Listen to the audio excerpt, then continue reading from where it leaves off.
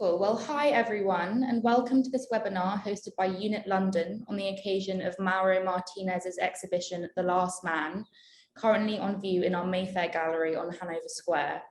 I'm delighted to introduce Dr. Sacha Golob, Director of the Centre for Philosophy and Art at King's College London.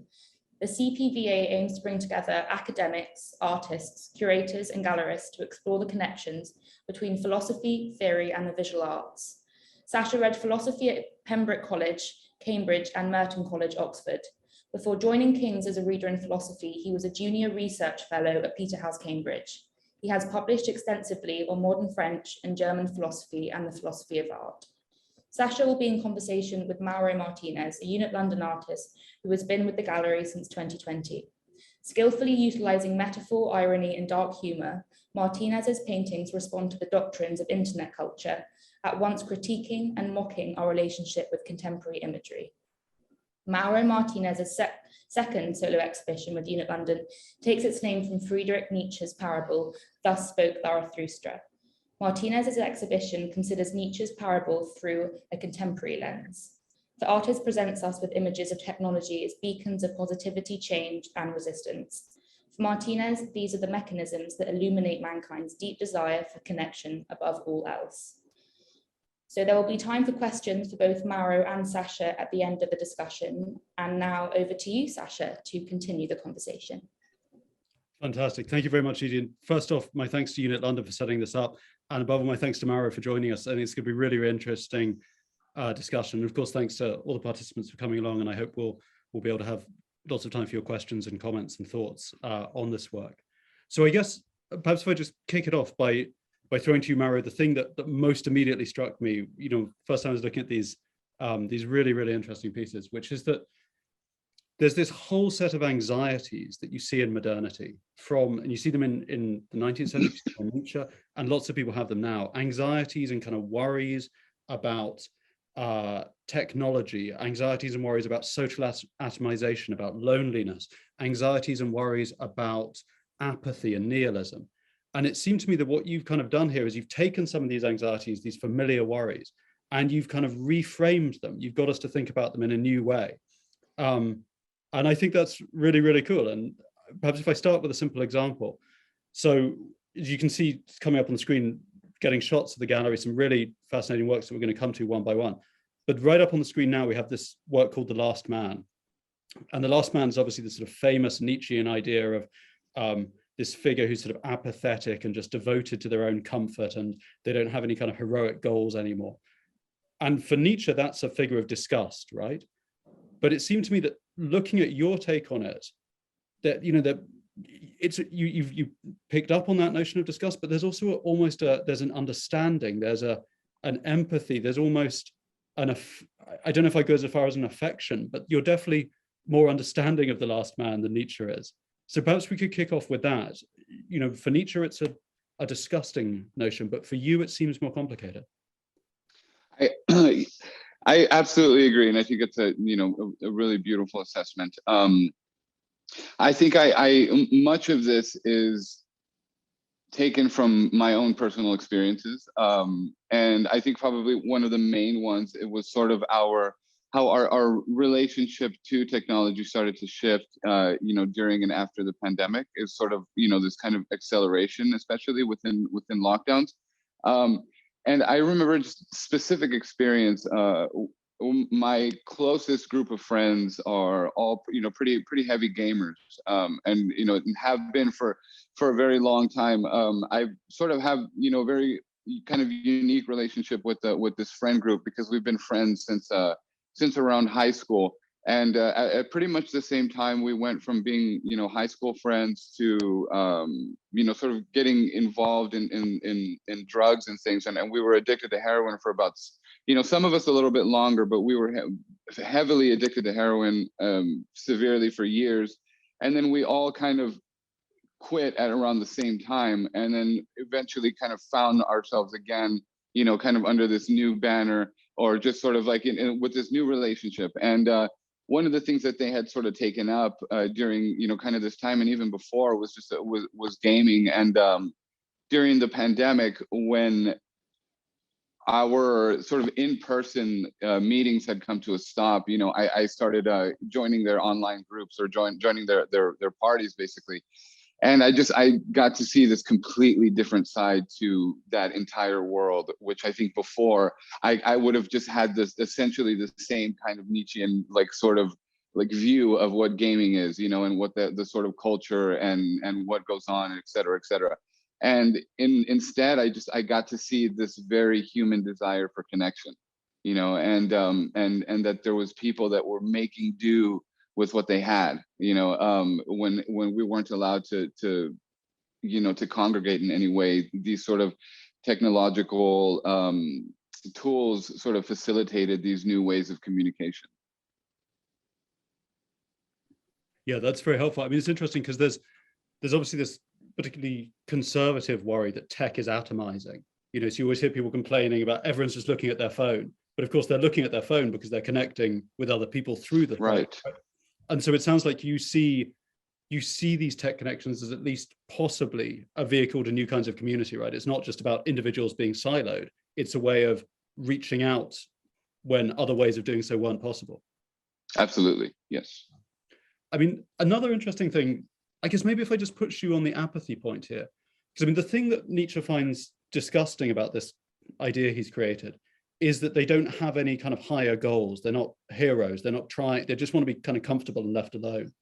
I mean, do you think we've kind of lost anything? Do you think there's an important notion of Nietzschean heroism or kind of risk taking that we've lost? Or do you think that's all kind of misguided and that, the last man doesn't need to be a problem? Well, I can sort of bring it back to another reference with video games, right? There's a specific video game out right now called Elden Ring, and the sort of one of the things about it is that it's sort of notoriously difficult.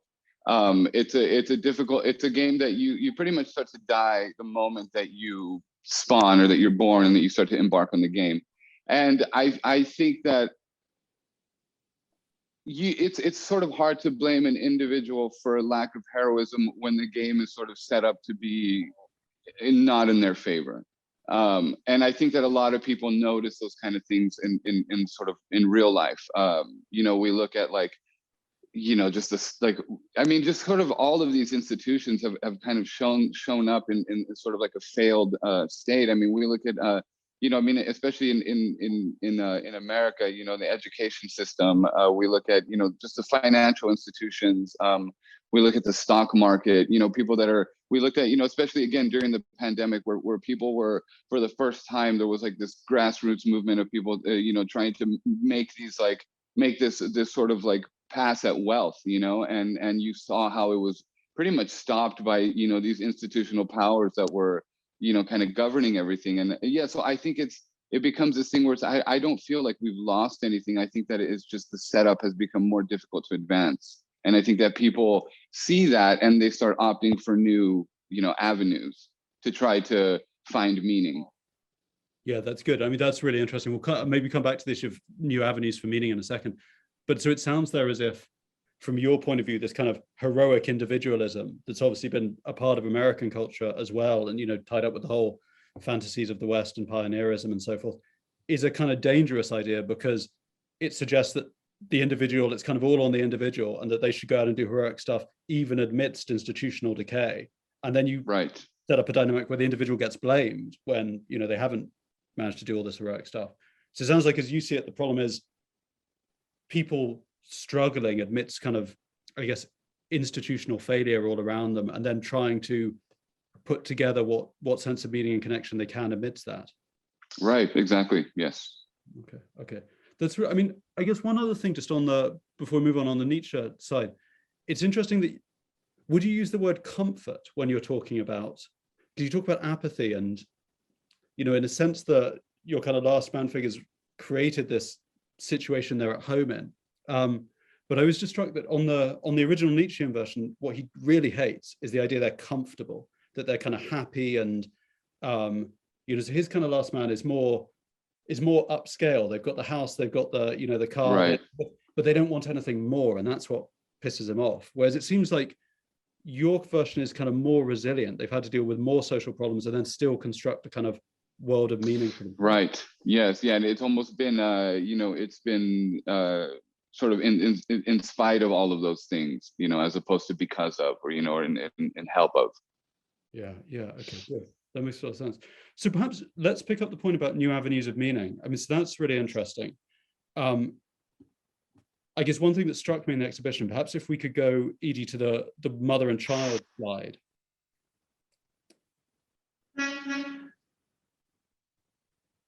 Yeah, perfect. Thank you. So this is really interesting to me because it's obviously tech, and we're all familiar with these stories about tech, damaging family bonds, the kids just watching TV, the kids just playing on the games, they're not. And there's these kind of fantasies of 50s families that of course never really existed, where everyone would sit around down the dinner table. So it seems like for you, tech is part of this finding new modes of meaning, but also they're not just completely new, they're kind of new old, they're like new ways of being a family or something like that.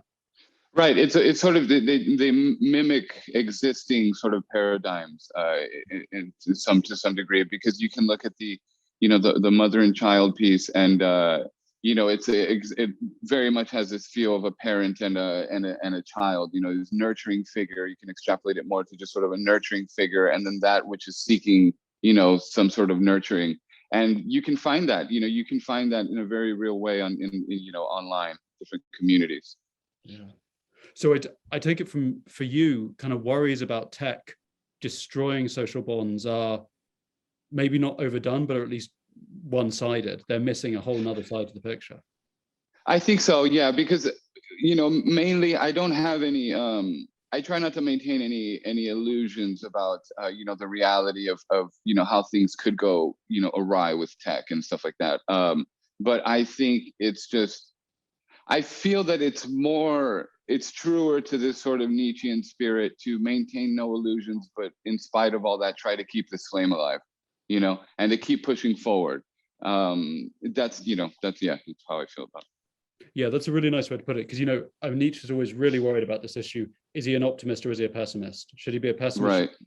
And he doesn't want to be a pessimist for the kind of reasons you talk about. But on the other hand, he just doesn't like how things are going, right? And when I was looking at your work, I was thinking, is this optimistic? Is this pessimistic? And then I thought, well, it's kind of more sophisticated than that, right? There's a strong sense of resilience, it seems to me. It's more about resilience and robustness than optimism or pessimism. Those are both too kind of simple. Right. Yeah. No, it definitely. Yeah. It's just, there's the human desire for connection above all else, and it sort of goes beyond the scope of good and evil, good and bad, and it's very much just about the human desire to find people that are thinking, not even in the in like every single way that's like-minded, but just, I don't know. I mean, it gets to this just very, I almost struggle with words at this point, because I just think of those experiences and how meaningful it is to find people. And I think, I'm obviously stumbling here, but it's, yeah.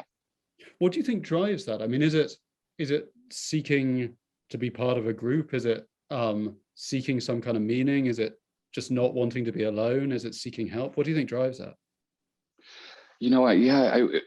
I think, finding other people that think in a similar way, it might even just go back to this idea of having some sense of a tribe. I feel like we want that to some degree, and people find it either as gamers or intellectuals or people in an art community, and I think that as things are becoming a little bit more atomized, and things are sort of more spread out, the way that a tribe works by definition has to change, because you're not gathered physically anymore. It's more like ideologically and kind of within a shared conceptual boundary, I think. Yeah, that's interesting. I mean, are you worried about the tribe idea? Because I guess people who talk about tribal sorting are often kind of worried about social polarization. They're worried that everyone will go with sort of their group, and we'll get bad at dealing with people in other groups. We'll get bad at dealing with outsiders, with people who don't look like us or don't think the same as us. I mean, do you think that's a kind of part of the worry as you see it? Well, I think more so, at least from the way I see online kind of communities. I think people are starting to unite more under ideological banners than, let's say, regional or ones based on race or looks and stuff like that. And so, yeah, I mean, I would say I think one of the natural byproducts of maybe having a setup where you can curate every single one of your experiences to sort of meet your proclivities, or to keep away from offending you, or we can curate that to such a high degree. I think that a natural byproduct is to maybe be slightly less tolerant of differences outside of your sort of curated bubble. So I could see that. Yeah, I could see that being a thing. On the other hand, I also see that people are kind of becoming exhausted with this sort of culture where we're unable to speak and share diverse ideas, even if it's sort of difficult. And I think that for maybe we could even be growing a sort of tolerance for ideas that we might not agree with, or even ones that we maybe find abhorrent or something. Yeah. I certainly find that to be true in myself. I think it's incredibly suffocating to be around people that only think the way you do. Yeah, no, I agree. And so that's interesting. So there's this drive for connection, which is partly finding someone who's like you, where you suddenly feel that, kind of clicking, like they see things the same kind of way I do.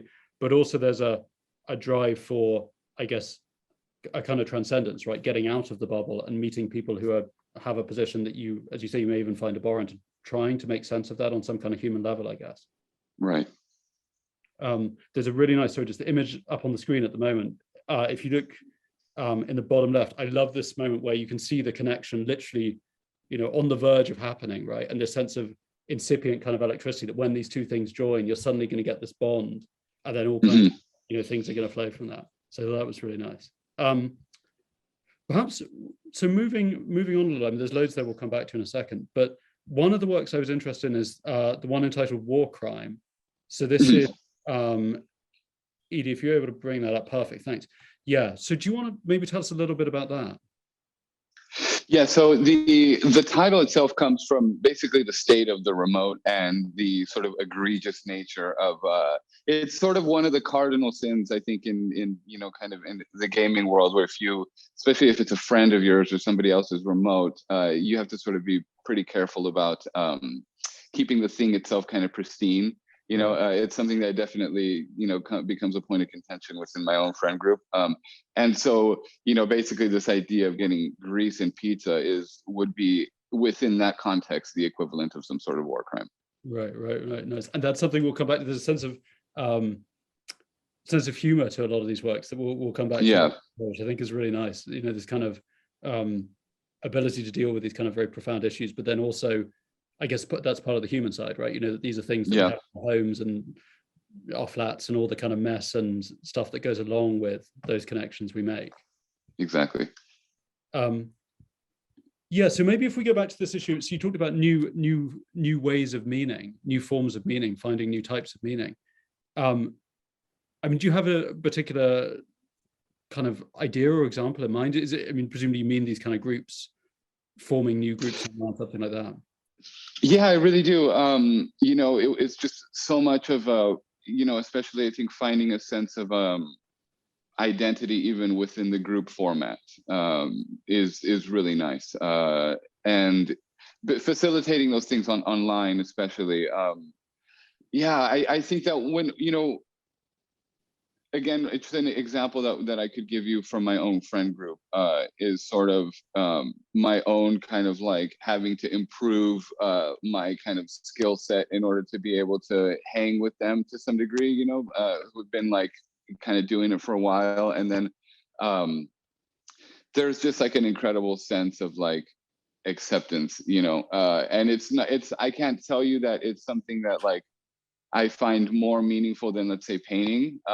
But it's something that has definitely given another layer of meaning to my life. Not necessarily just the fact that I can play video games, but that I was able to, on a different level, connect with my own group of friends who I thought that we had kind of already reached the peak level of how connected we could be, and it kind of comes to find out that there's more, and it's very much facilitated by technology.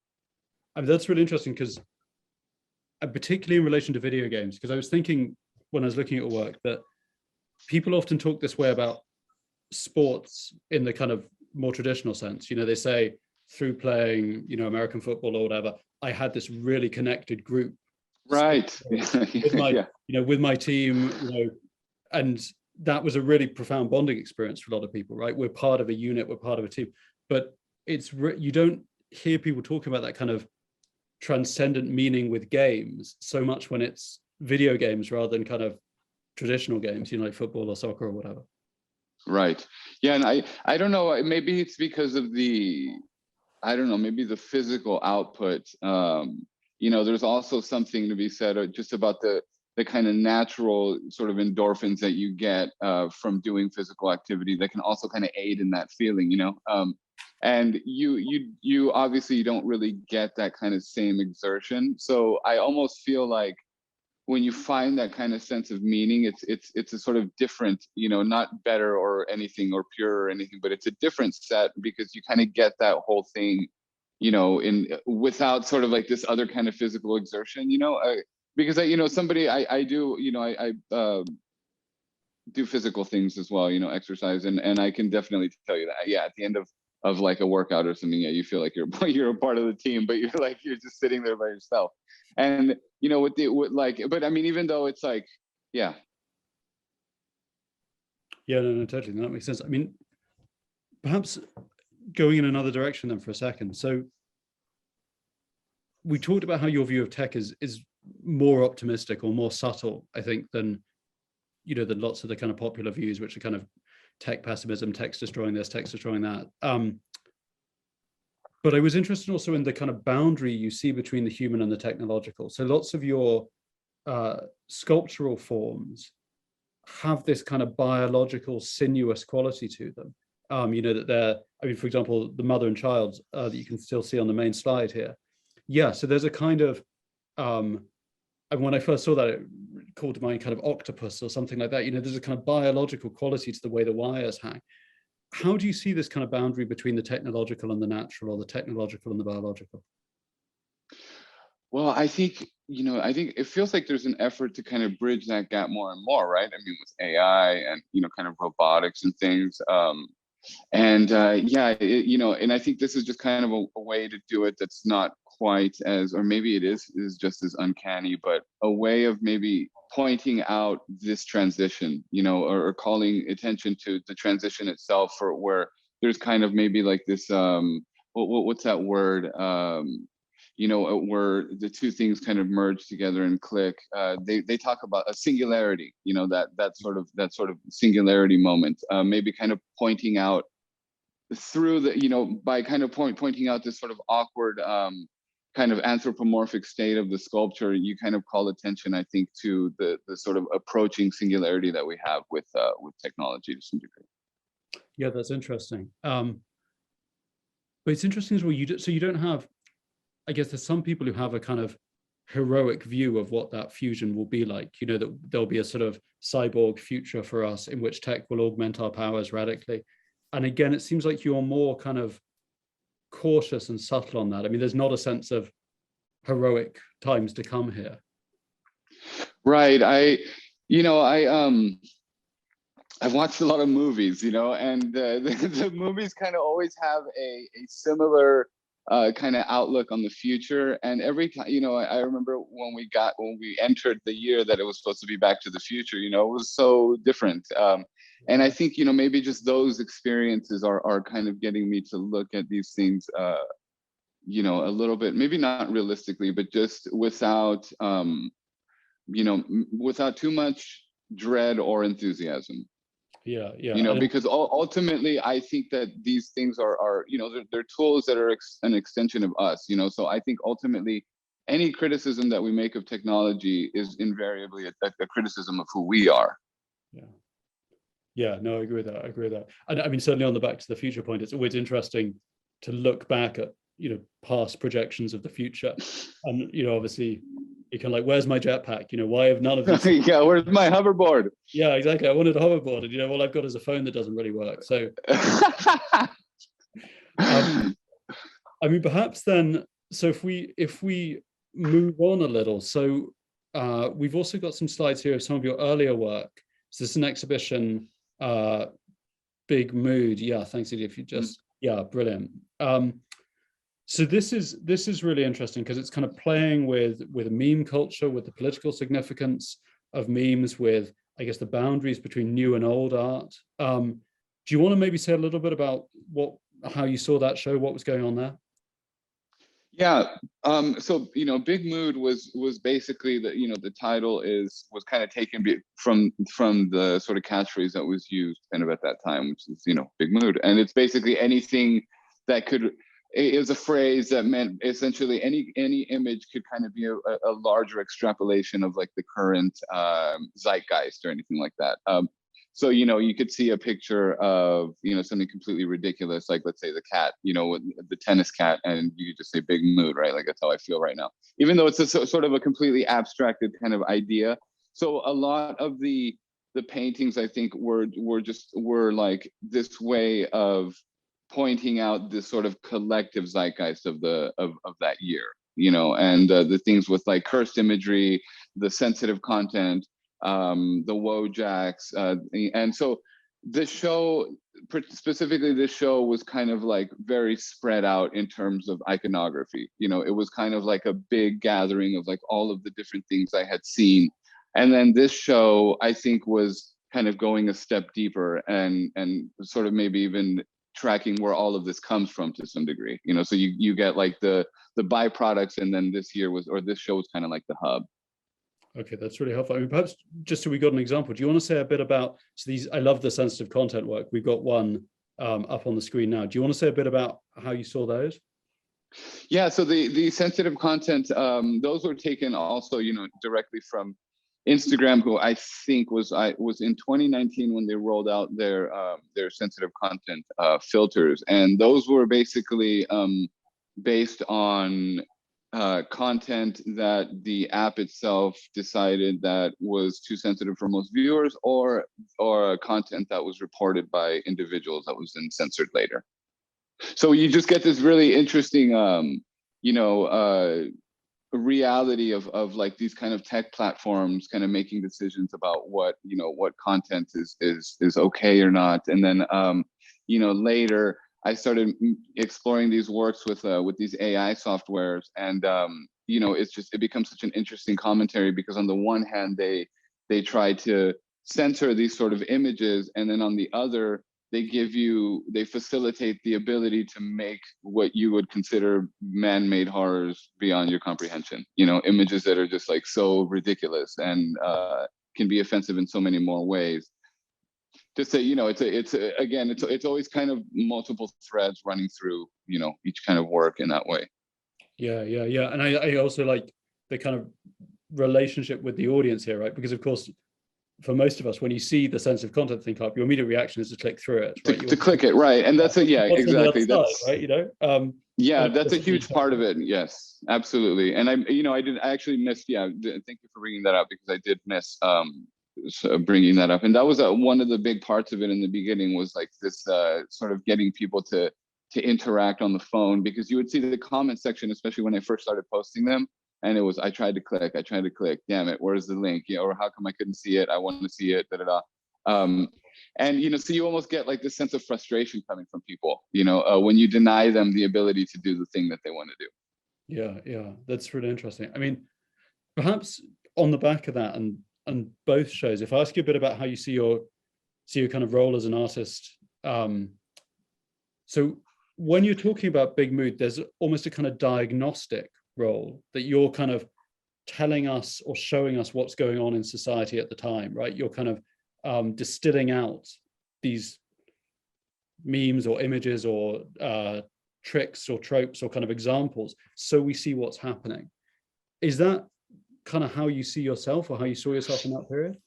100%. And another like super good observation with the diagnostic thing. My mom she's a nurse. And so the first sort of like experience that I have being moved by images at all were her Mosby's Medical Dictionary images. And so in those dictionaries, what you see is, it's a dictionary of different medical conditions. And a lot of the times you'll see photos, usually somebody who has their eyes blanked out or, their identity otherwise obscured.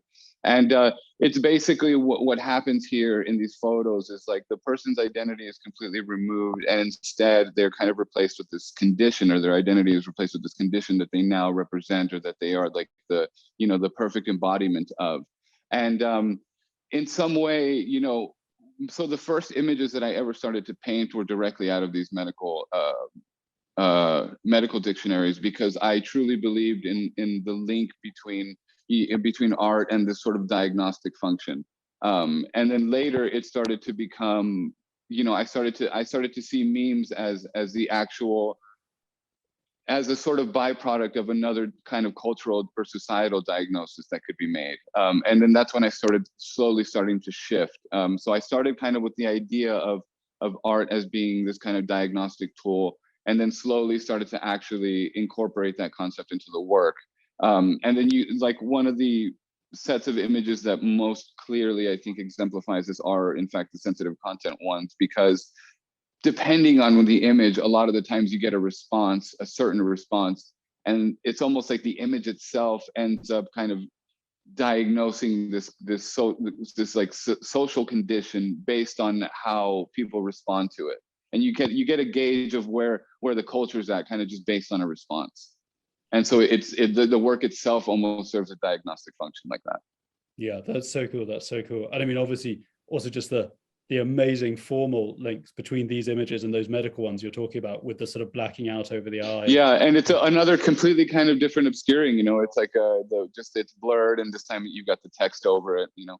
Yeah, that's so interesting. That's really, really interesting. Can I ask about the politics of this? Because I guess another way people see themselves as artists is as activists or as political agents. Do you see your work in that kind of context? Do you think that links to the diagnostic approach, or you see it as something different? Or not really. I've always thought that it's always been my impression that if you made work that was all about politics, it was like propaganda, right? Like it was a propagandist, and I'm not that.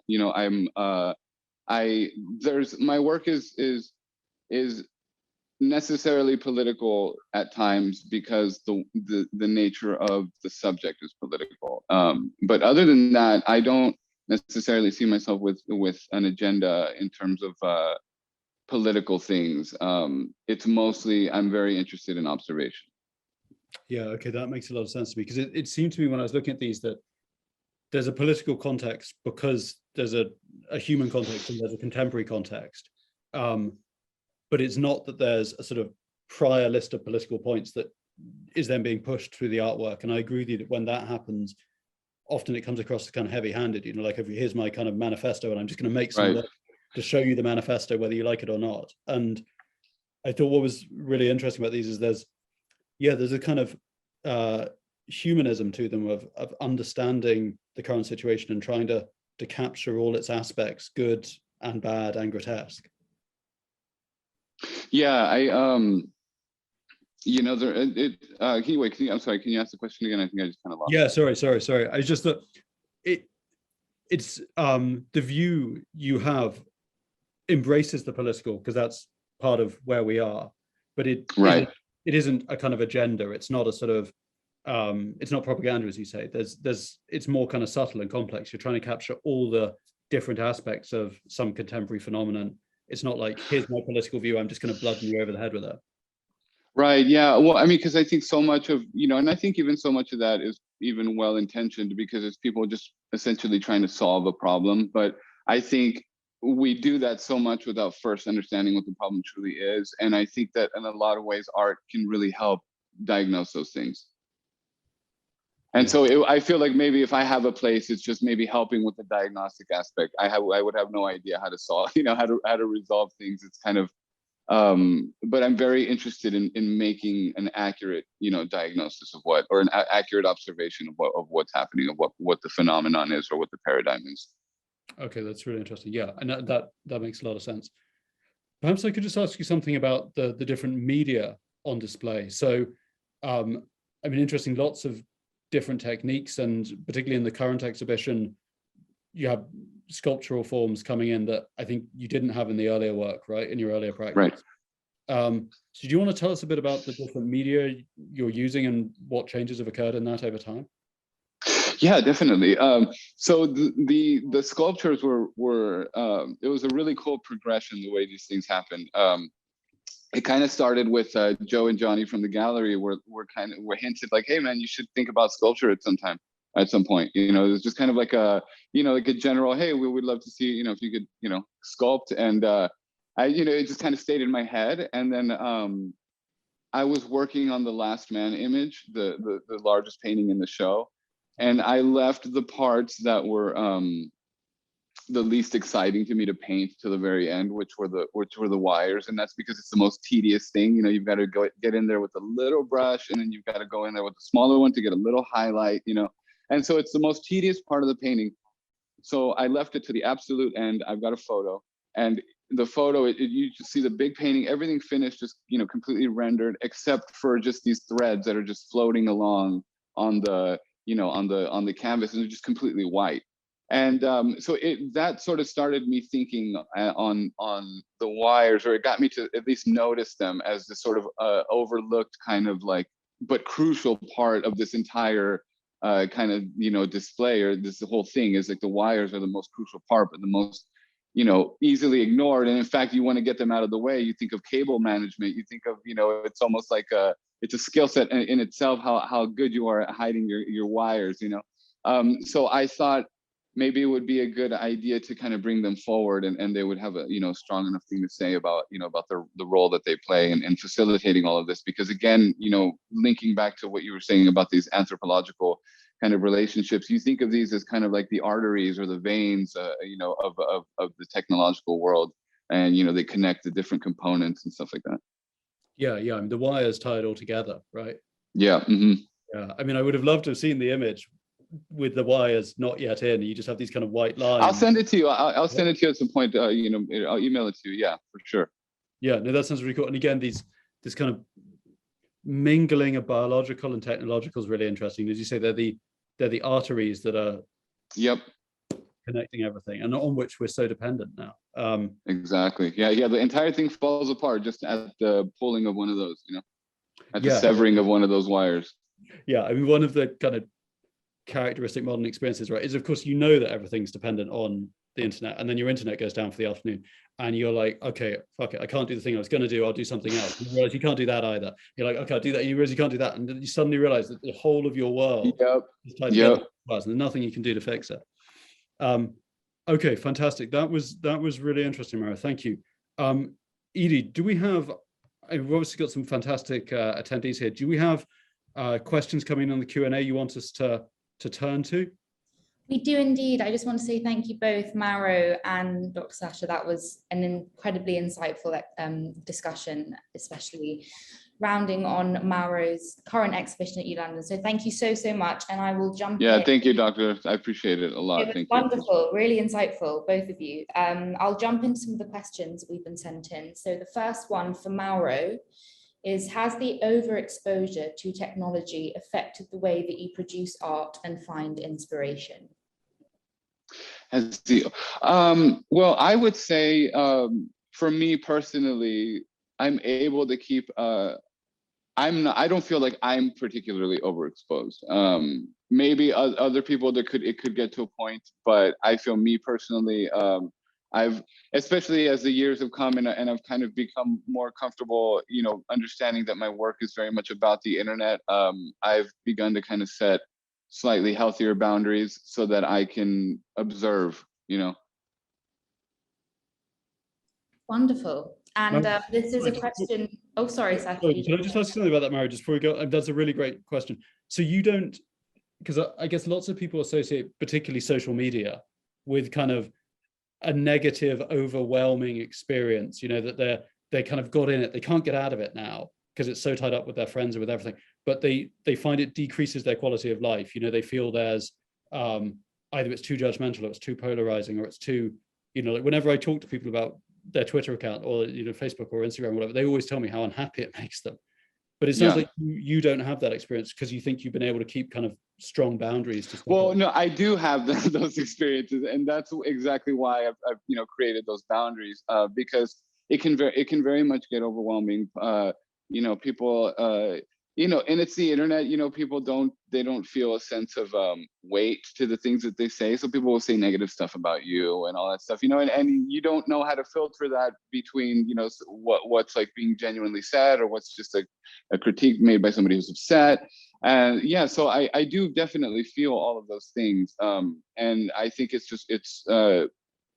I think as my follower count has grown over the years, there's more pressure, so I've had to do it more, and I could just kind of see it, kind of if the follower count grows, I'll probably become more reclusive to the point where maybe if I ever hit a certain number, maybe I'll have a farm, at that point, to kind of completely counteract it. But who knows? Yeah. That's cool. Fantastic. Thanks. Sorry, back to you, Edie. No, thank you. That was great. Another one from our audience. One of our audience has said, fantastic talk. So thank you both. Lots of takeaways for him. So thank you. And his question is, what, if any, nascent trends on the internet are you watching or aware of that might become the subject of future paintings for you, Mauro? That's a really good one. There's a lot of niche sexual subcultures on the internet that I've become very interested in. There's, for instance, foot fetish culture on the internet is super huge, on Instagram specifically. It's different niches within the kind of sexual realm is, I think, a place I haven't really gone yet, but one that I've been looking at, and for a couple of years now, because mostly, usually the things will be sitting for a little bit before it kind of comes up as a body of work or something. But that's one for sure. I've been looking at some accounts like that, and then people that have full Instagram accounts with their sex toy, with their doll. It'll be a full Instagram account with family photos, vacations, like you and your girlfriend, except it's a doll.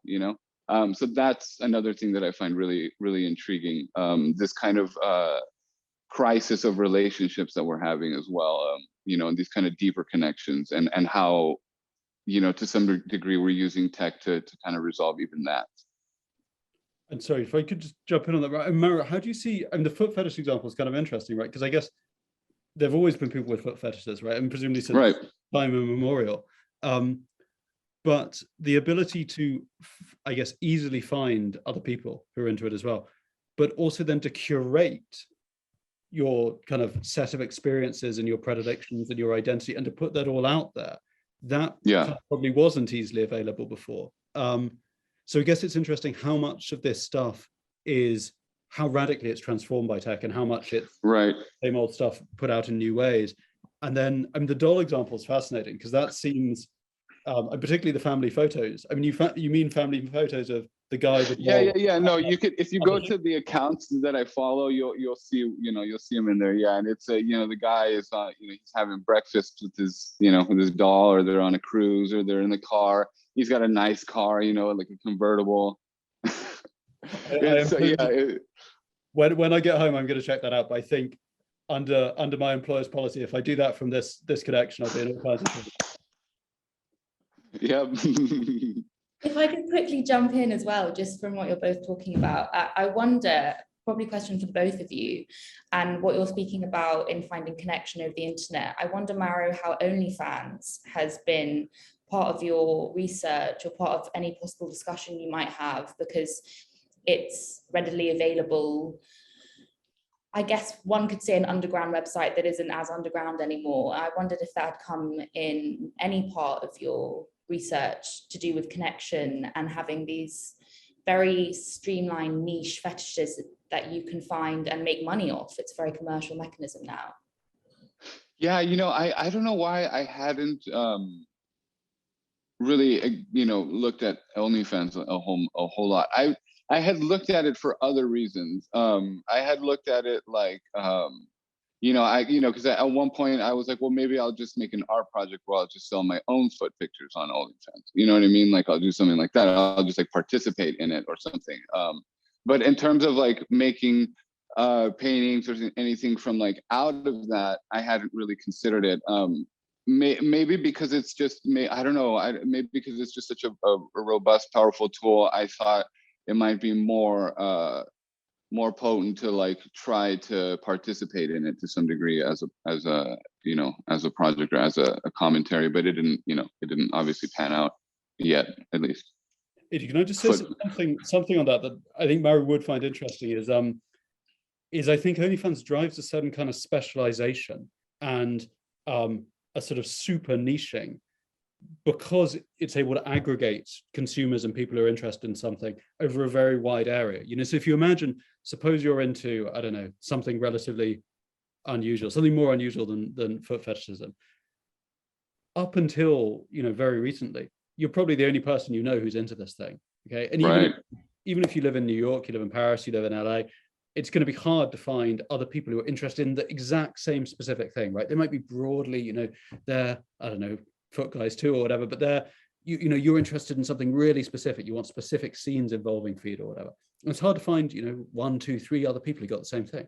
Suddenly, because they're aggregating obviously globally, you can find all kinds of people who've got the exact same thing. So you're not just into feet anymore or into, whatever your niche fetish was. You're into a kind of super niche, like feet trampling on things or feet. Right. Yeah. OnlyFans is then able to deliver the content of that. So I think you get a kind of specialization of fetishes that you didn't have before aggregation, basically. Oh, that's so interesting. Yeah, I hadn't considered that. That's a really good observation.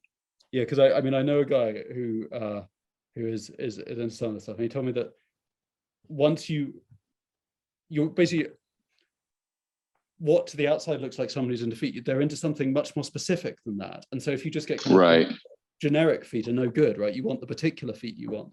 And with an aggregation, you can then get that.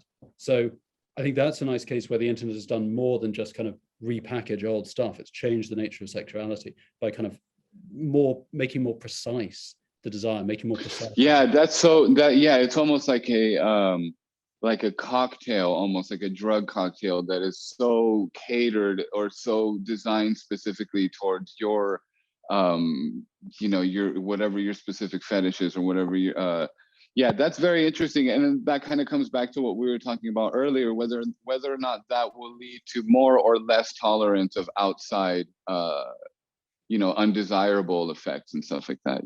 Yeah, it's a bit like obviously it's a crass comparison in a lot of ways, but it's a bit like we think of, say, restaurants, right? You live in a small town in the middle of nowhere in the UK, and you want to go and have a particular kind of food.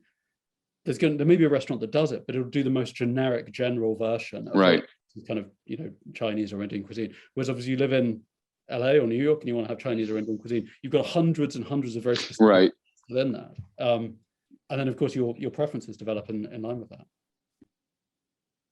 Yeah, no, that's a really good observation. And I think maybe another reason I hadn't gone into it as much is because I'm always interested in these subjects kind of from the perspective of like from the human perspective, I guess. So so with the gaming stuff, it was the way my friends led into it. The other stuff, so usually kind of starts with a very particular and personal kind of connection, and then builds from there. And then maybe I'll see like the larger kind of hubs, like the OnlyFans or different places like that. But no, that's super cool. I'm learning a lot of things today. It's pretty fun. Yeah, awesome. Yeah, it's really cool. We've got another question here from someone in the audience, and they are saying that they know that you ventured into NFTs, as one of your NFTs was featured in the Institute exhibition in London called NFTism, No Fear of Trying. And this person wants to know what your thoughts are on using technology to create art, and do you see yourself exploring this avenue further? Yeah, so the NFT that I did make, I think we've got a photo of the slide, and that the photo that we have is one half of the actual project, right? So On the left side, it's the piece itself is called the Virgin Oil Painting versus the Chad NFT. And it basically, it takes, the inspiration from the Chad Virgin meme, and the way that setup is always works is it's always like the Virgin something versus the Chad something else. And in this case, it was the oil painting that was put in the position of the Virgin, highlighting sort of the failings and shortcomings of the medium itself, with the Chad NFT sort of being the kind of usurper that comes in with with this sort of like new ideological structure that's a lot more maybe conducive or something. But yeah, I think it's great, man. I personally, this was like my first and only real exploration into NFTs. I've hesitated from making maybe just mints of my own paintings as NFTs, partially because I feel like I wouldn't be doing either medium a sort of very good service. I felt like I'd be doing a disservice to both. It's kind of like the same way I feel about putting maybe pictures of my paintings on like t-shirts. I think like it doesn't really consider the t-shirt industry as very well, and then it doesn't really consider the painting very well, because neither of them is kind of, if you print an image on a t-shirt of a painting, you're not going to really get to appreciate the painting very well. And then it's kind of like on the t-shirt, it's t-shirts are able to do a lot more than that. So in terms of just simply bridging my work as a painting with an NFT, I haven't really had much excitement about that. But this project I was very excited about, and I think if there's others, especially if I'm able to start getting into like 3D modeling, I might, get into it a little bit more. Yeah, great. That sounds wonderful. Another question from the audience, possibly for both of you as well, if you'd like to answer to, Sacha. Today's meme culture is often a way to cancel and shame. So I guess we're veering into cancel culture here. How is that reflected in your recent work, and what are both of your thoughts on cancel culture?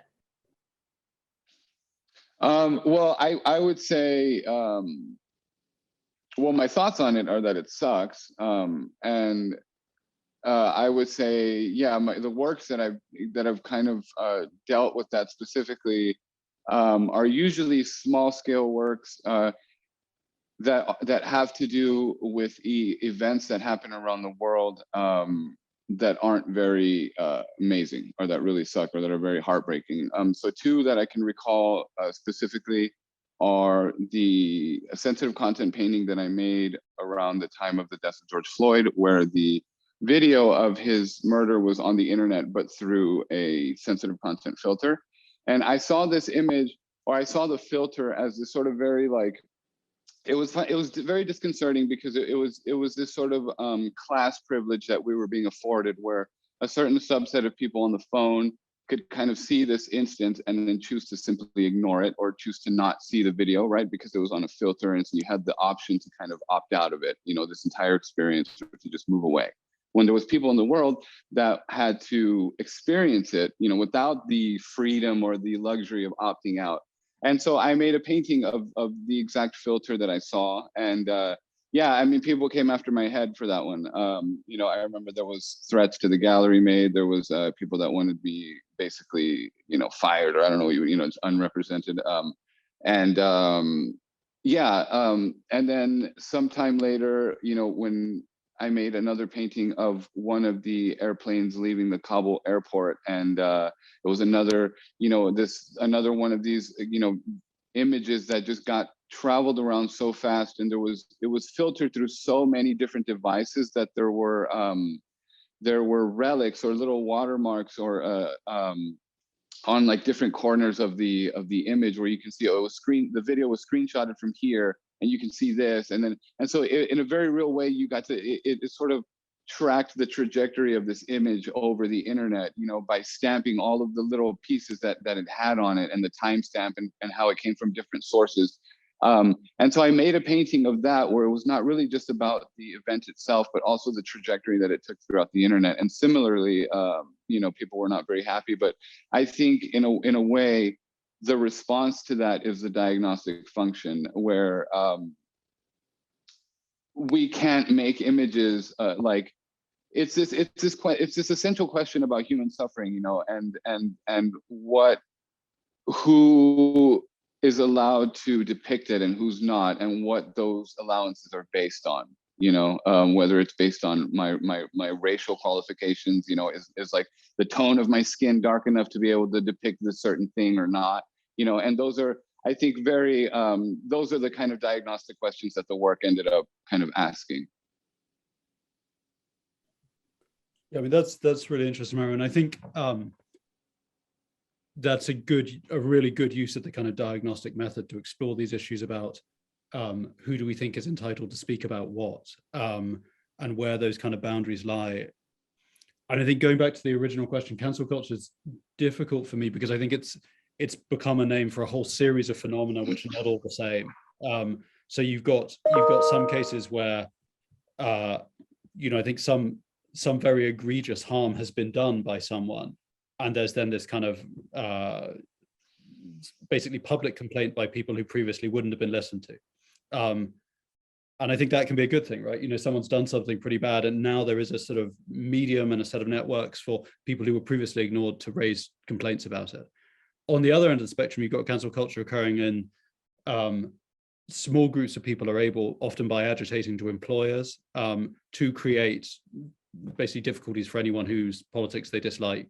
And I think that is more problematic, partly because it makes political debate of any kind obviously very difficult, and it makes you know, I think we can't hide from how the just profoundly deep and complex nature of a lot of these political issues, and we need to be able to talk through them and work through them to work out what on earth we're going to do about a lot of them, right? And if those conversations become impossible, things will get more and more problematic. So I think cancel culture is difficult. It's a bit like terms like woke, right? Which obviously don't mean anything. Generally, they're just used by a whole host of actors to mean completely different things in different contexts. And sometimes it's just bullshit, right? Sometimes it's just, I don't like this stuff. And sometimes it is tracking a kind of genuine social phenomena that we need to think about. So yeah, it's difficult because I think everyone is now able to cry, I've been cancelled. And some of them have been unfairly cancelled. Some of them haven't been cancelled at all. Some of them have maybe been more fairly sanctioned in ways that are not necessarily bad. And we got a whole spectrum of things going on under this one very, very vague banner.